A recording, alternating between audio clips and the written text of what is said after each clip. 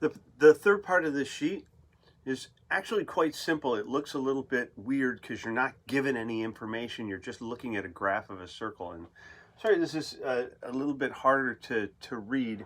I'm going to try and mark in different colors what I'm looking at. And this is the center of the circle, so I'm going to get rid of that, and I'm going to put a red dot right there in the middle of the circle. This is the center, all right? And it's on the coordinate plane, and you can see that the center has an x coordinate of 3 and a y coordinate of 1. So it's at 3, 1.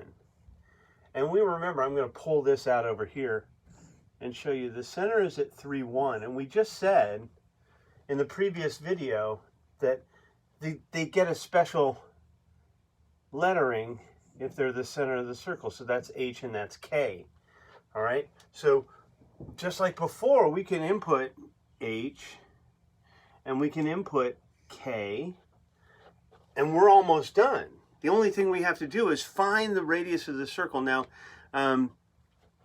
if we were lucky and if we were unlucky and it didn't happen to touch, you know, just 2 spaces away, 2 spaces, 2 spaces, 2 spaces, like you see on the grid there, you can see that both of those, you can find the radius just by counting out from the center.